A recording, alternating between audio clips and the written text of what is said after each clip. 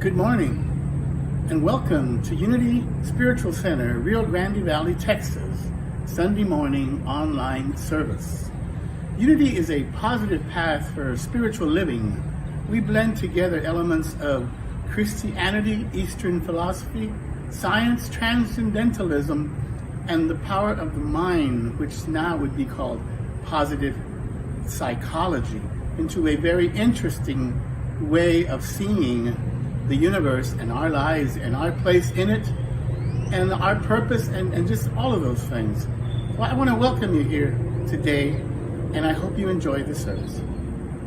The announcements for this week are that we're still continuing the classes. We have two during the week currently. The first one is on Tuesday night, 7 p.m. It's called Let's Get Metaphysical. That's where we do, we watch TED Talks and different videos, and we have very interesting discussions.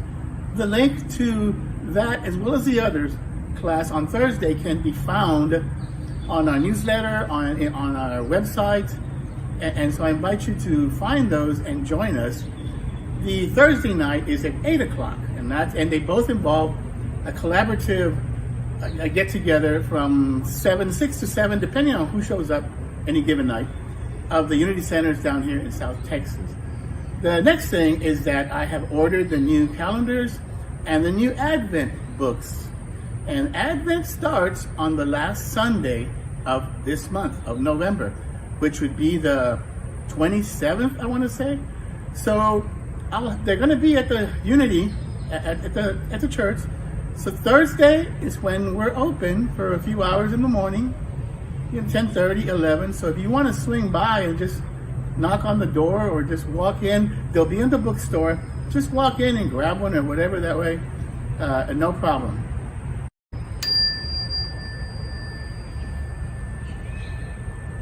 I'd like to begin today's service by inviting you to take a deep breath, a centering breath, into your heart space. And this is the month of Thanksgiving, so I invite you to bring into your heart space that sense of gratitude, that sense of thanksgiving for all that you have, for everything, everyone in your life, for all the circumstances that have brought you to where you are today. And just breathe it all in and give thanks for the experience that we've had this opportunity, and we still have this opportunity to express ourselves in this human form.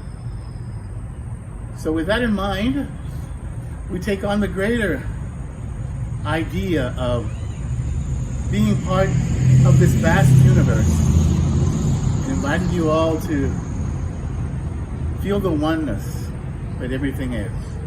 And in the spirit of oneness, we proceed forward with our service. Join me in Unity's invocation. There is only one presence and one power active in the universe and in my life, God, the good, omnipotent.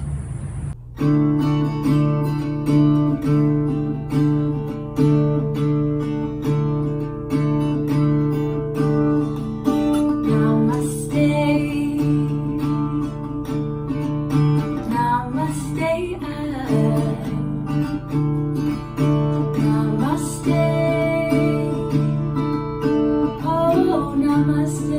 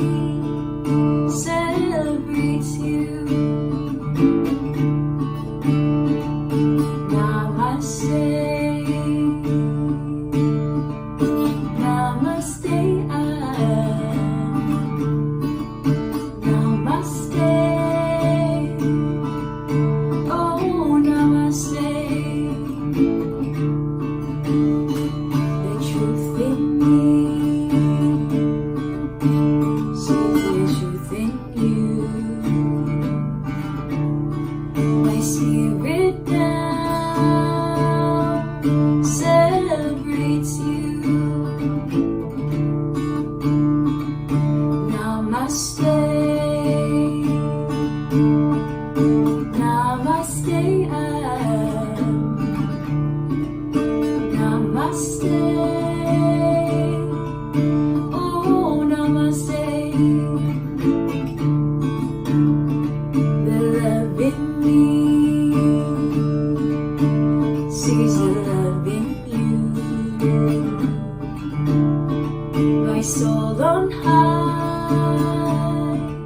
celebrates you.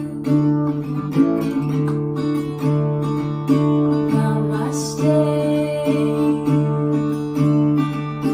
Namaste. Namaste. Oh, namaste.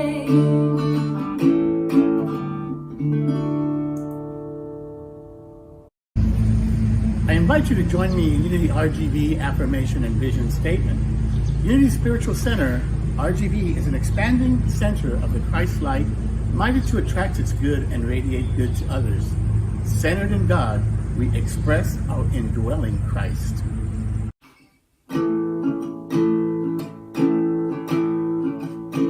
I do believe I will receive. I just have to know and then declare it to be so with an open mind. In just a little bit of time, if it serves my highest good, it will be mine. I do believe I will receive. I just have to know and then declare it to be so with an open mind. In just a little bit of time, if it serves my highest good, then it will be mine. I do believe I will receive. I just have to know and then declare it to be so with an open mind. In just a little bit of time, if it serves my highest good, then it will be mine.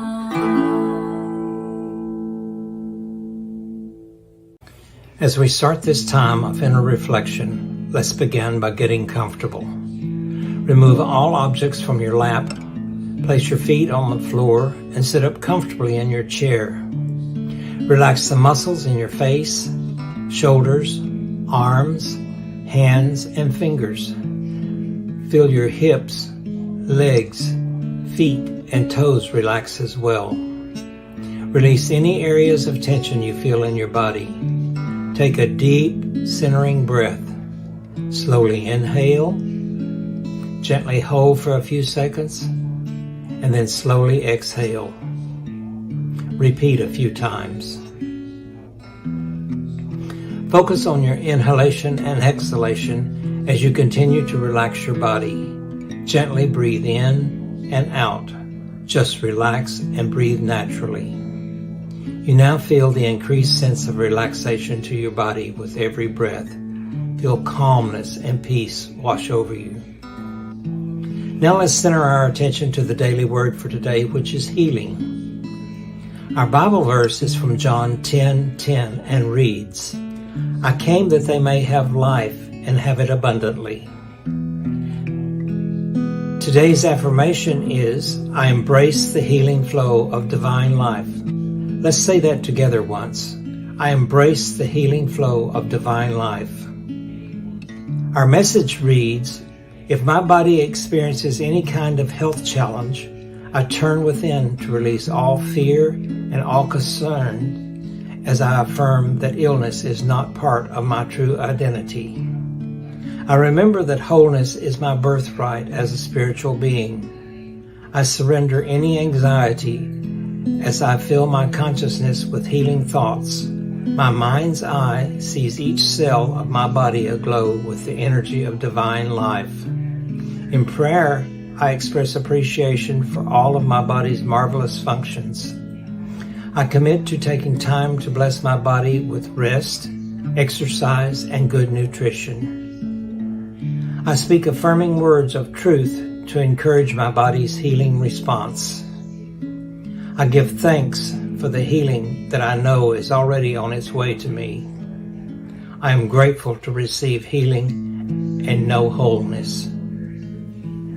Now let's close our eyes and take these words and this affirmation into the silence.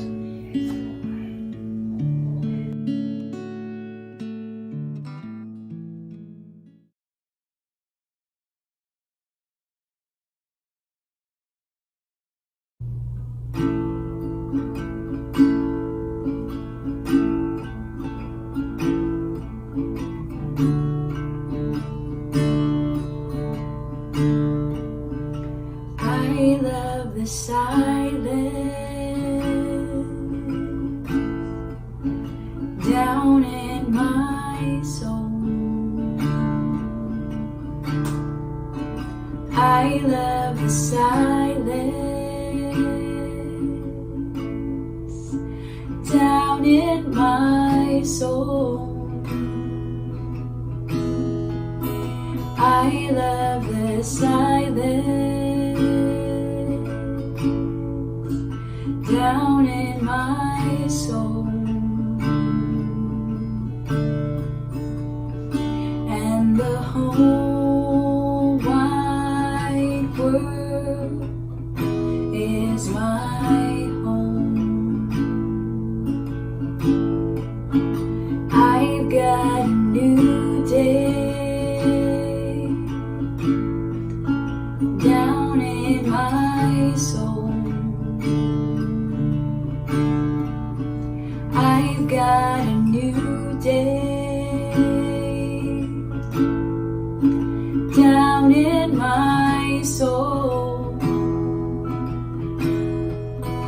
I've got a new day down in my soul. And the whole wide world is my home.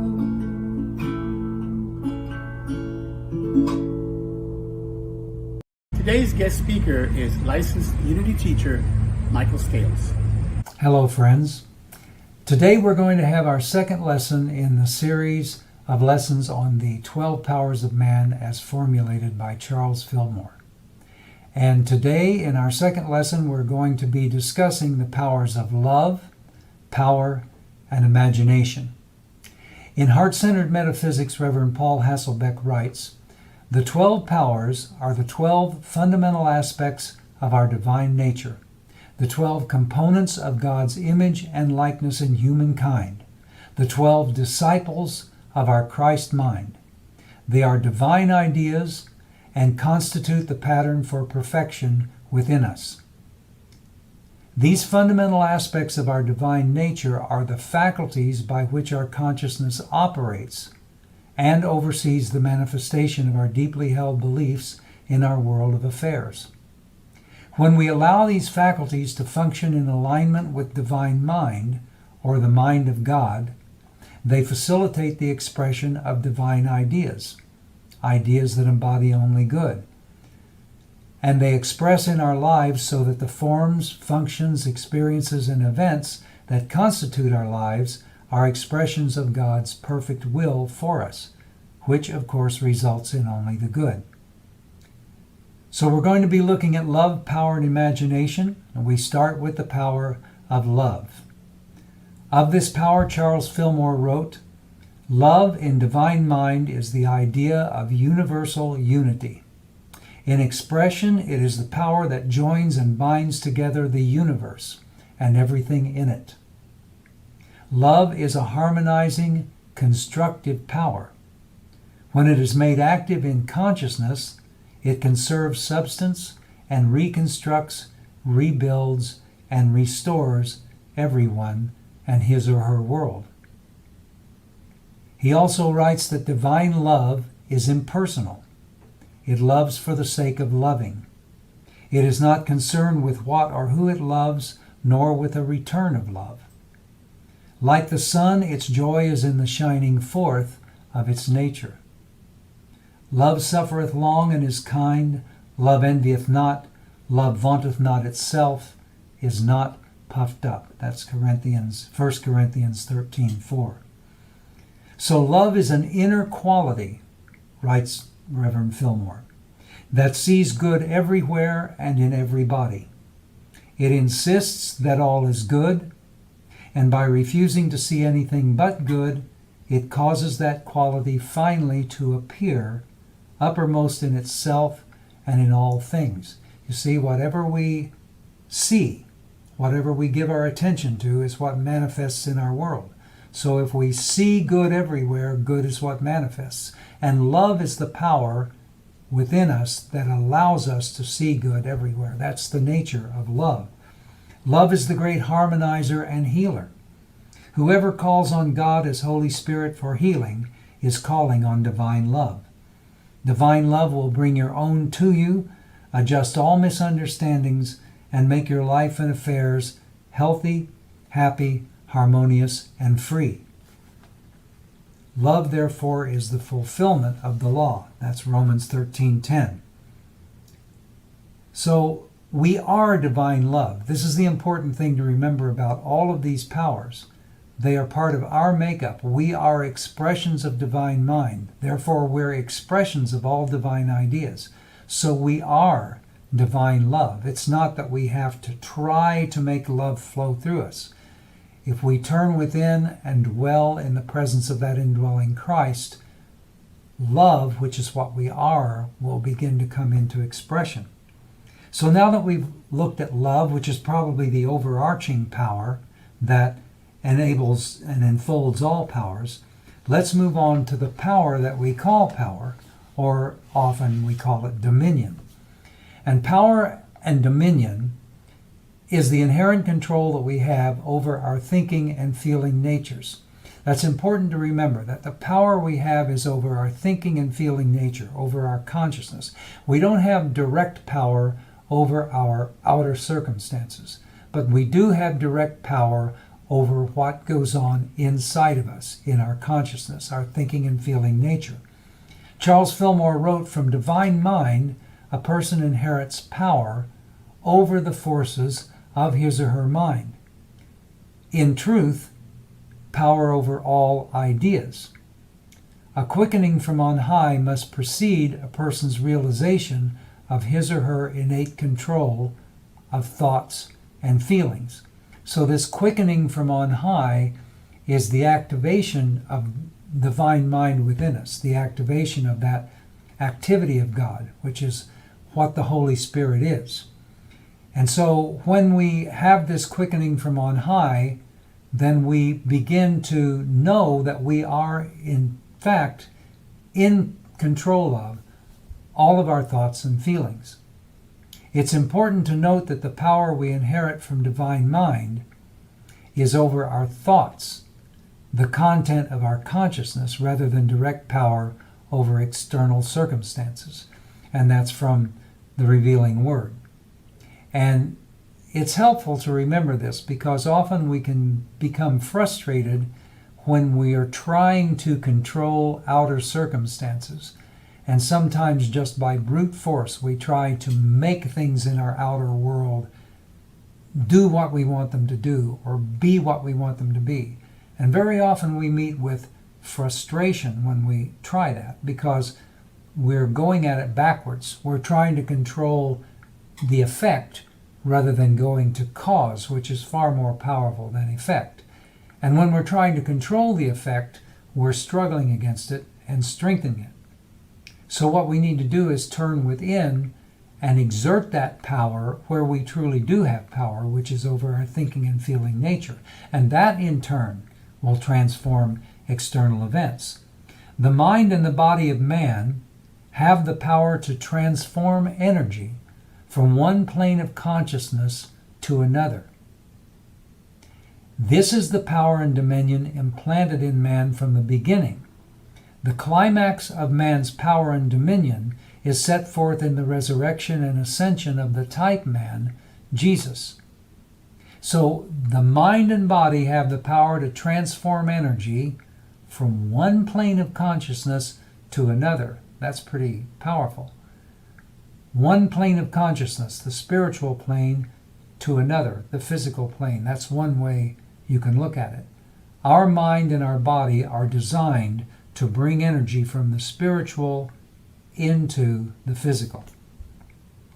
In mind, power is increased through exalted ideas. These show us the relation between the world without and the mind within, and we find that they are parallel.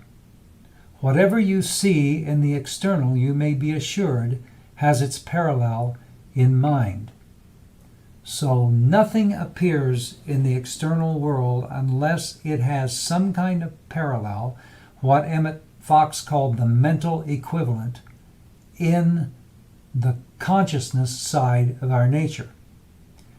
And it's the consciousness side of our nature that is the cause side. So that's where we need to exercise our power and dominion. And if we do that and do it consistently, it's just a matter of time until the changes we make on that inner level will take place and become apparent in our world of experience, our world of circumstances, and our world of affairs.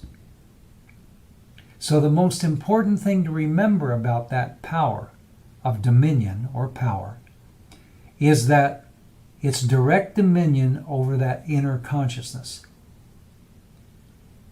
And so one way that we can exercise that power is to make sure that we're coming from love, that we remember I am love. And there's a way of reciting the prayer for protection where we say, the light of God surrounds me, I am the light of God. The love of God enfolds me, I am the love of God, etc. To remind ourselves that we're not trying to go in there and grab something that we're lacking. We're simply accessing that which we actually are and simply allowing it to express. And so that's what that power is. Power is the ability to do that. So now that we've looked at love, which is that harmonizing, healing, binding power, and we've looked at dominion, which is the ability to change and transform and influence our thinking and feeling natures, we can turn to the third power for today, which is the power of imagination. It's with imagination that we use the powers of love and power to form what we wish to form in our outer world. Charles Fillmore writes in the book called The 12 Powers, when the faculties of mind are understood in their threefold relation, spirit, soul, and body, it will be found that every form and shape originated in the imagination. It is through the imagination that the formless takes form. Humankind and the universe are a series of pictures in the mind of being. Humankind and the universe are a series of pictures in the mind of being. And those pictures in the mind of being, and being is God, the mind of God, those pictures are divine ideas.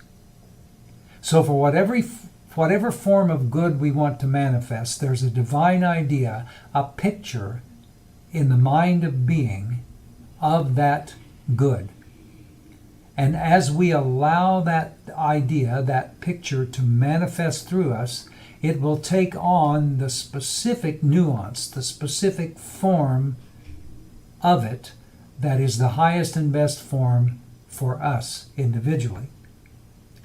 Imagination is the faculty of mind that images and forms, the power to shape and form thought.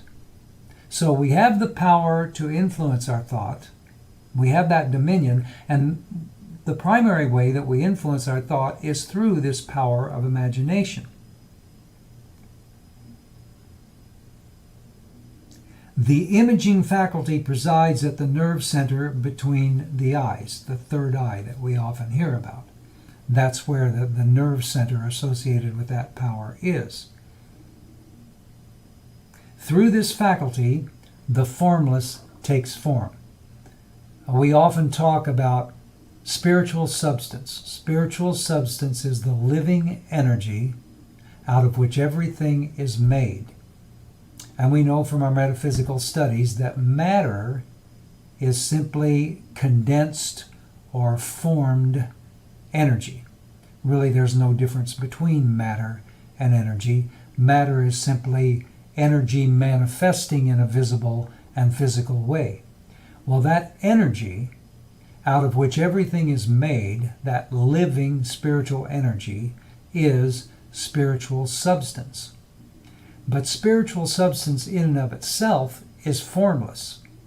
You can think of it as this infinite field or infinite sea going out from you in all directions. No limit. It's infinite. But on its own, it's formless. It doesn't have the capacity to take form itself. It takes form in response to the forms that we project into it. So the images that we form in our mind and hold in our mind are thought forms that we project into that spiritual substance. And if you have an image in mind, and when I say in mind, I don't mean that you're walking around all day visualizing this image in your head necessarily. I mean you have that image embedded at the subconscious level of your mind. And when we have an image that's permanently established at the subconscious level, and we're projecting that image constantly into that field of universal substance, that image draws that substance to it and continues drawing that substance to it until that substance becomes so concentrated around that image that it precipitates into our physical world of affairs. And that's how we use that picturing power of the mind to form our world of affairs. And we're using it all the time, whether we are aware of it or not. If there are forms appearing in our life that we don't want to be there, we have to remember that those forms are manifestations of images that we're holding. And so we have to release and let go of those images and eliminate them from our subconscious mind if we want those undesirable forms to no longer be there. And then we can replace them with forms that we do want by using that power of imagination. With our imagination, we lay hold of ideas and clothe them with substance. The body is the product of the mind. What man pictures or imagines in his mind will eventually appear in the body. And this is Fillmore writing here. And when he says in the body, he doesn't just mean your biological body. He means your body of affairs, your life, your world of affairs. In the communication of God with man, the imaging power of the mind plays an important part. It receives divine ideas and reflects their character into the consciousness. According to Scripture, this is the opening of the heavens and seeing the angels of God ascending and descending upon the Son of Man. And that's from John 1:51. It's a fascinating story, and you can go read that. But it's a picture of the power of imagination at work. And that passage I just read there is from The Revealing Word by Charles Fillmore. So today we've seen these three powers: love, power or dominion, and imagination. And you can see how they work together. Love is what enables us to see good everywhere. And by accessing that divine love, which is what we are, and allowing it to flow through our consciousness, to transform our consciousness so that we see the good everywhere, we are then bringing in that power of dominion or power to transform our thinking in such a way that we think only the good and we feel only the good, because that's all we're seeing. And when we reach that point, and it's a process, it's not going from never seeing the good to only seeing the good all the time. It's a progression where we see the good and feel the good and think the good more and more and more often, to a greater and greater degree. And when we do that, this power of imagination takes the pictures that come from that seeing good everywhere and imbues them with those good thoughts and feelings, and then shapes spiritual substance into forms, functions, experiences, and events in our world of affairs that embody the good and only the good. So the most important thing to remember is that you are love, you are power, you are imagination. So let's close with that power of protection from that perspective. The light of God surrounds me. I am the light of God. The love of God enfolds me. I am the love of God. The power of God protects me. I am the power of God. And the presence of God watches over me. I am the presence of God. God bless you. Thank you, Michael, for that message. Now comes a time when we offer our tithes and offerings to our spiritual community. I want to remind you that we have a Paytree that you can use, PayPal, Cash App, Venmo, or you can send in a check to P.O. Box 1661 in FAR 78577. So we take our tithes together. We say, divine love through me blesses and multiplies all that I am, all that I have, all that I give, and all that I receive. So it is.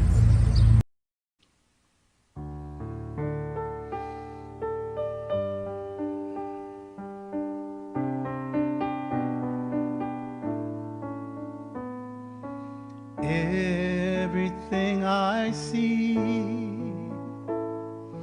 everything I do is blessed by your hand, God. I'll give it back to you.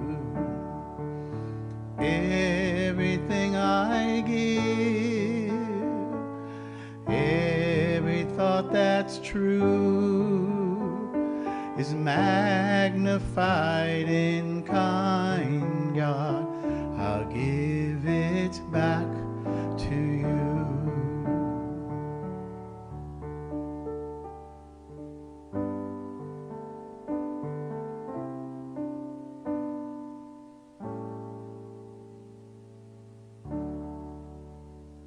Thank you for joining us today. The light of God surrounds us, the love of God enfolds us, the power of God protects us, the presence of God watches over us. Wherever we are, God is, and all is well. Have a blessed week.